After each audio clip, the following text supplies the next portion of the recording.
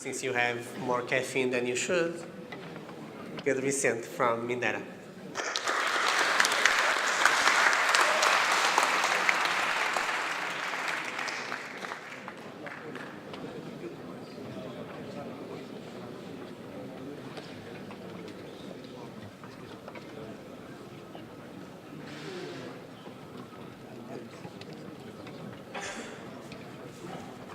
Should be listening to me now. Yeah, good.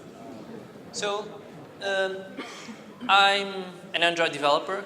Just to start, who here develops Android or has developed Android or use? Let's just start for the developers. Okay, quite a few. Cool. I thought we were going to be less.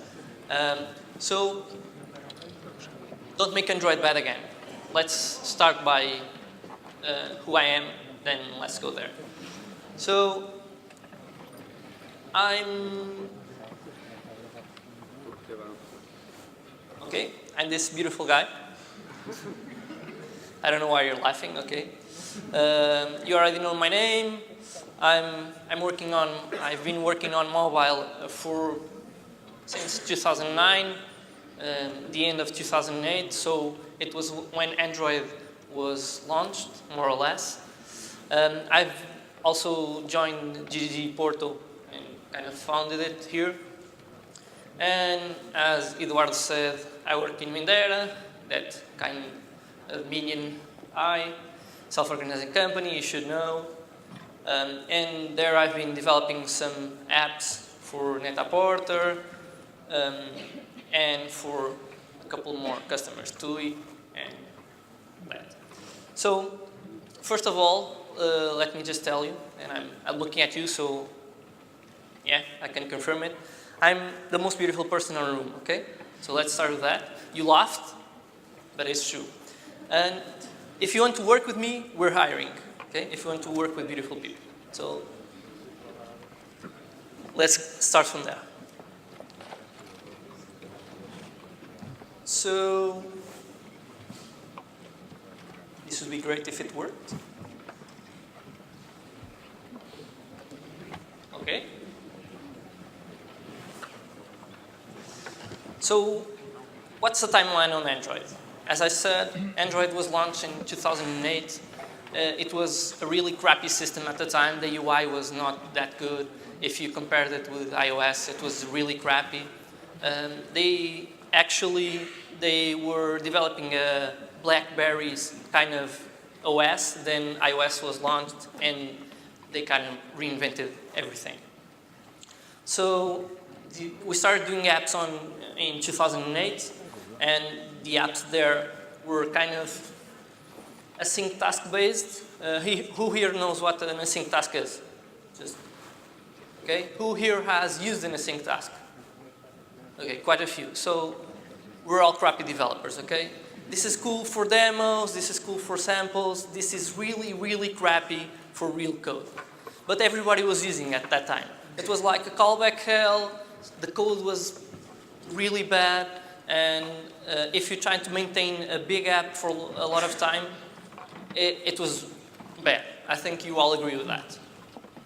So, but this was cool because it kind of handled, for those that don't know what it is, it's like thread for dummies. So you kind of, between methods, you change thread. Here you are on the UI thread, here you are on a background thread, and here you are on the UI thread again.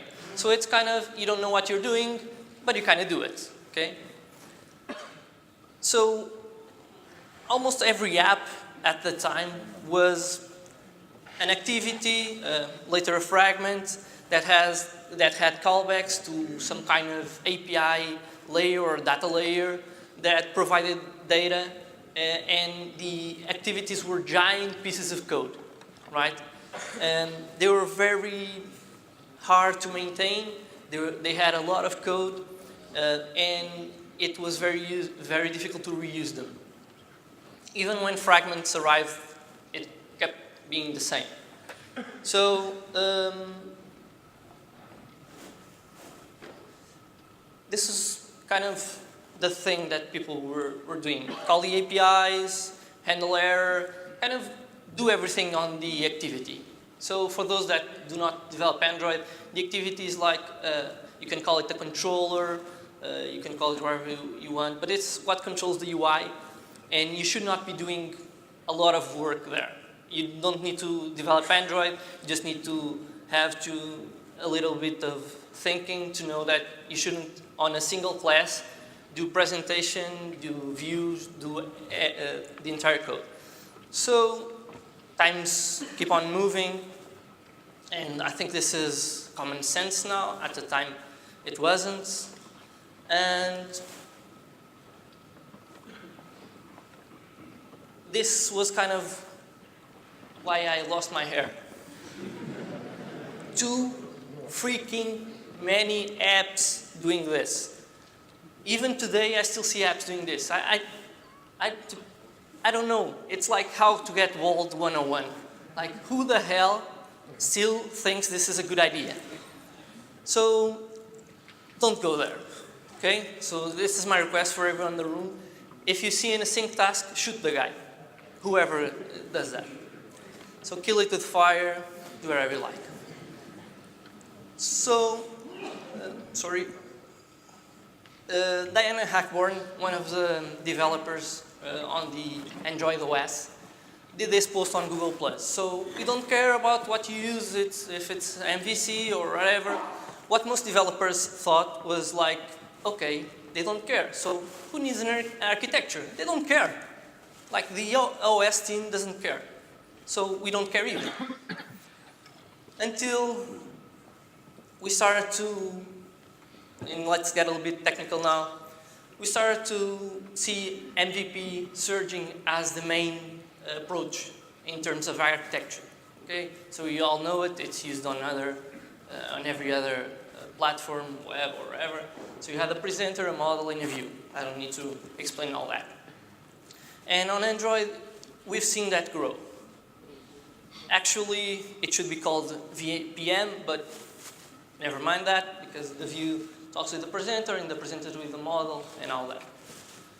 So, and we had tons and tons of code, but it was better, okay? And before, I know what you're thinking, okay, well,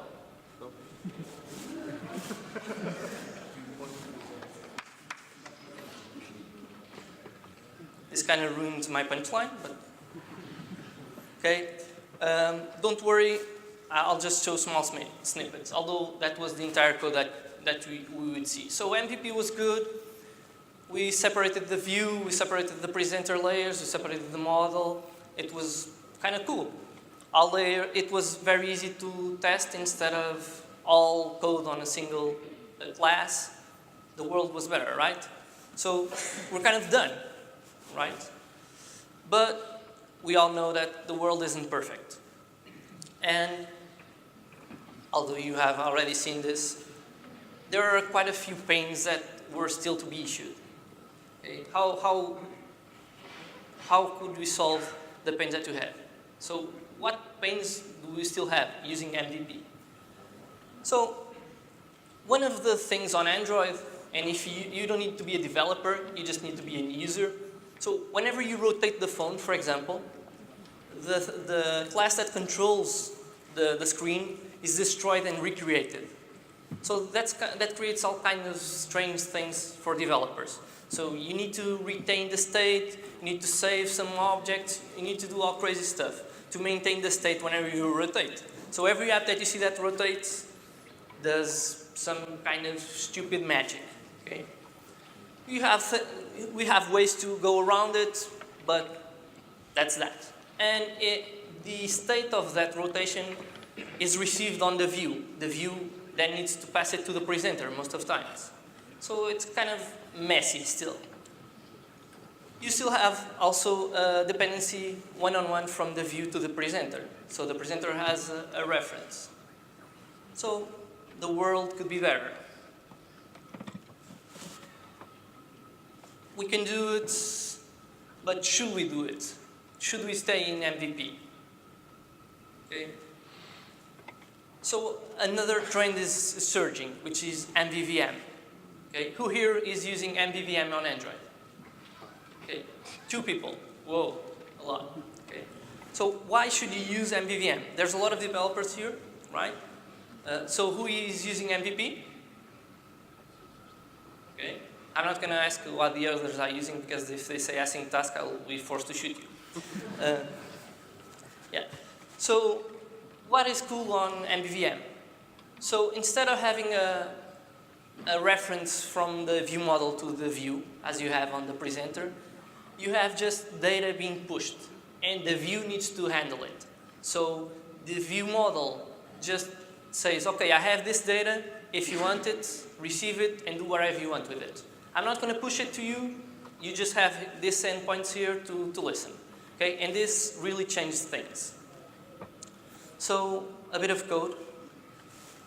So for those not developing Android, you can now leave. Just kidding. So, for example, where you'd have a presenter here or with a simple get weather. So this would be a screen where you would fetch the weather from an API and show it on the screen.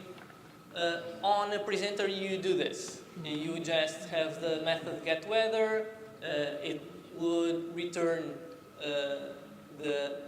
the sunny weather in Porto, wherever, and then the activity would have to put it on the text view, which is a representation of text in the view. With MVVM, it's just you exposed the value and the view does all the work. So it knows that it's there and then it knows where to put it. Okay? So it's kind of cool.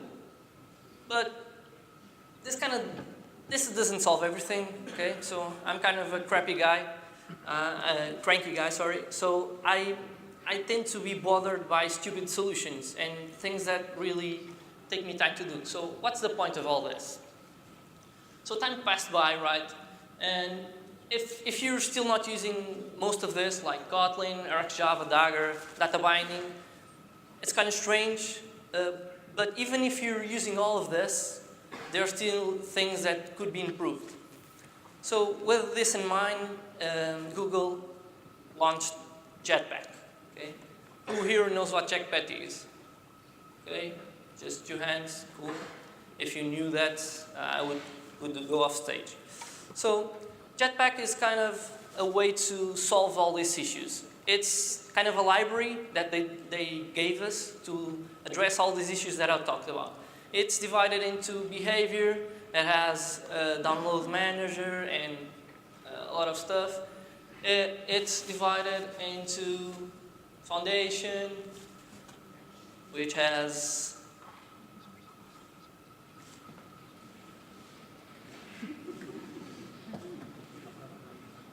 okay.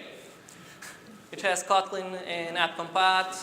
I'm not going to go through this, or I'll have the entire afternoon talking. UI, which also addresses some UI components. And finally, what I'm most interested in is architecture. So what does the architecture provide us? It provides data binding, life cycles, live data, a lot of fancy words that you have there.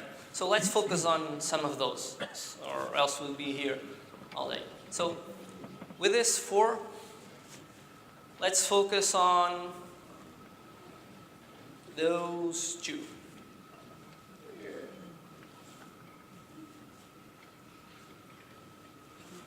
You need to change the batteries on this. Okay, go and this. Okay, cool.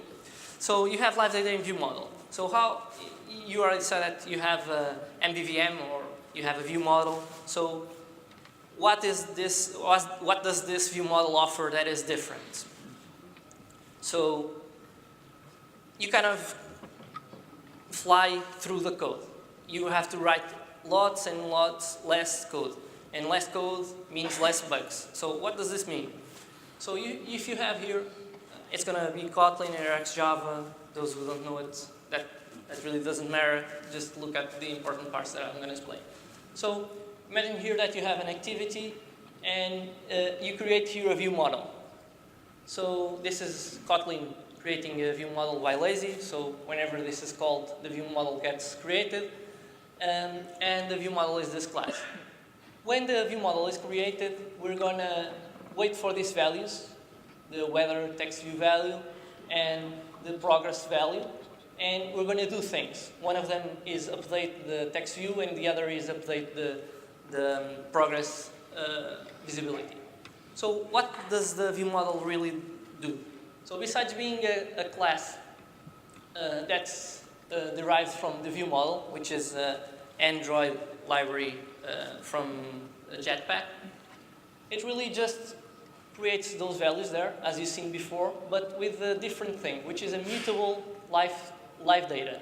What this mutable live data is whenever it's assuming the reactive way of programming, okay? So as soon as the value is changed, it is pushed. It is pushed to this side. So as soon as you called here the on refresh weather clicked, it does some magic, and then it has a response. The response updates the progress value and the weather value. As soon as those are updated, it comes here and triggers both of them. So it's kind of a magic way of doing. Instead of having here a reference to this class, you just push the data, and this class is responsible for hearing it. Okay? This has a lot of advantages, as this class is detached from this. It doesn't know the view. The view model doesn't need to know the view. So let's go through it. A user clicks the button, the progress here is changed to be loading, for example. And then, since we're using live data, the data is pushed to the view. And the progress is changed, so a loading appears. And finally, what happens is that as soon as the reply arrives, the view is updated. Okay? Instead of writing a lot of code with callbacks everywhere and all that, you have really simple, really cool code. Okay, but I'm still not happy with this. This is still not the way I think it should be. So why should I have this?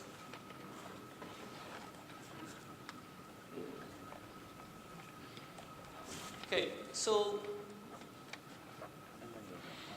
one of the cool things here is that view model offers an uncleared thing that handles my life cycle. So whenever you're on the ride and it rotates or the activity is destroyed, you need to dispose Rx observables or whatever threads you're calling. So with this method, you can dispose whatever is being called. You don't need to implement the life cycle on this side, even easier. What else? So if the pointer helps me, okay.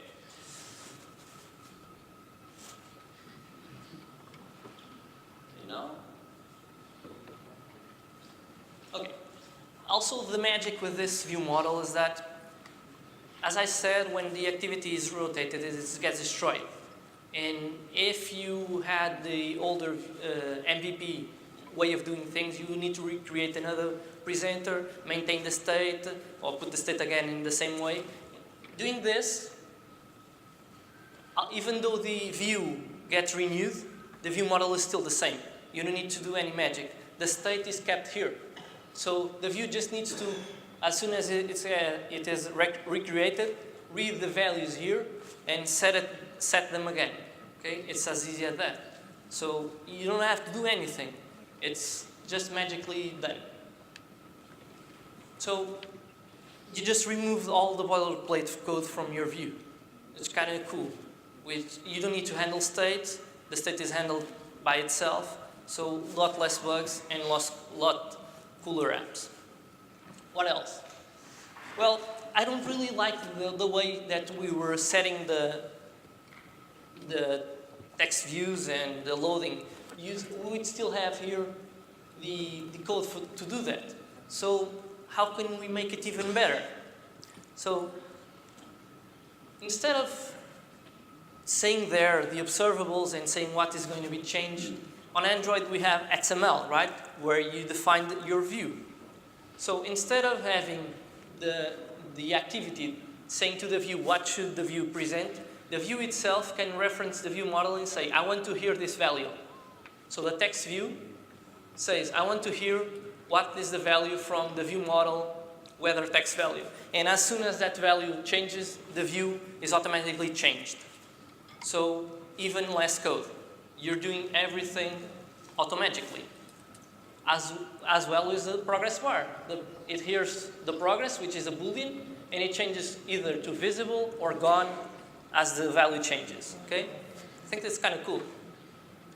So a thing to have in mind is that you need to set the lifecycle owner on this, on the binding.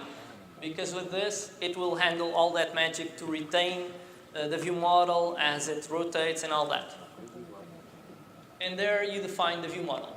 And with this, you kind of have a cool way of doing things. Not an async task, not an MVP, but a cool way. And that was just me pointing to the things that the view model, where the view model is implemented. And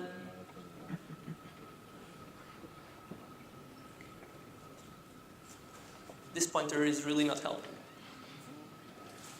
Let me just go back. Okay, I'm not saying it's magic, but it's magic.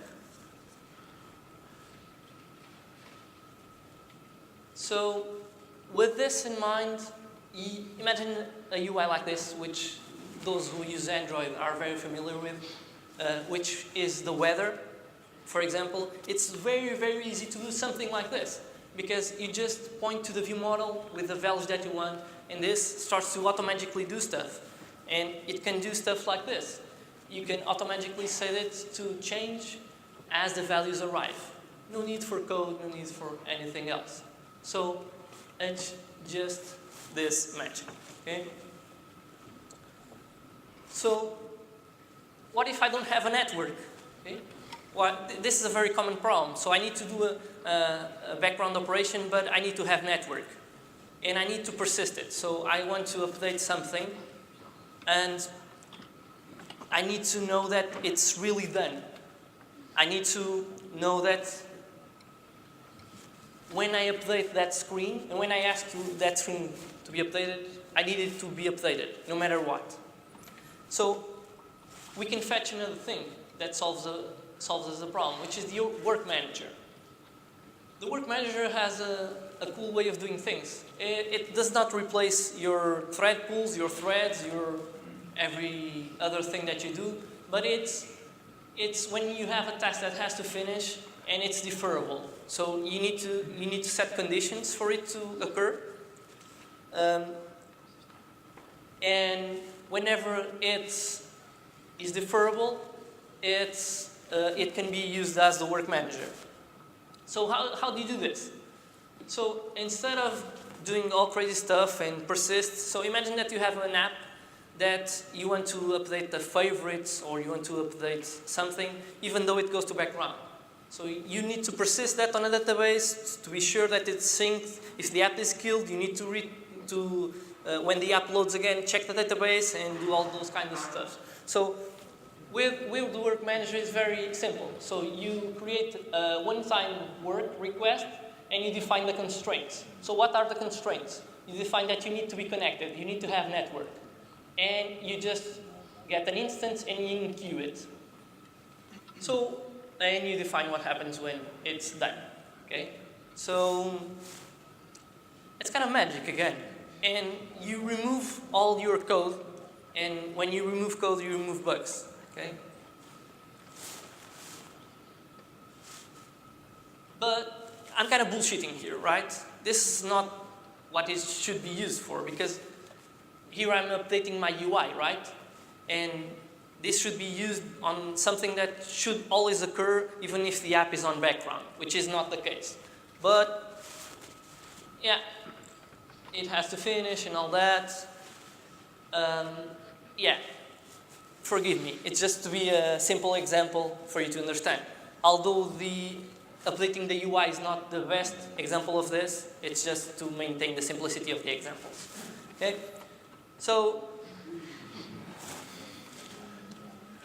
because Portugal, let's do something cool and hope also today they do something cool. Okay?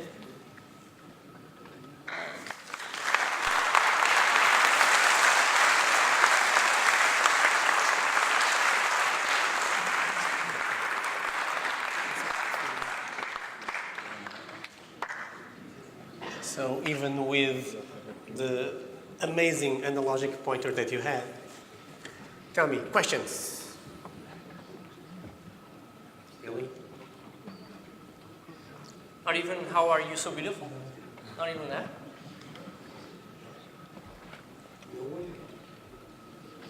And you had how many Android? Like half of the room is Android. So they are a bit afraid they're being shot if they ask something about the same. Yeah, they should. At least with the fire part, okay. So no questions. Really. Even with the amount of sugar and caffeine that you have, no questions. Okay, lesson learned, next year, more sugar and more caffeine because it didn't work the first time. Well, in that case, thank you.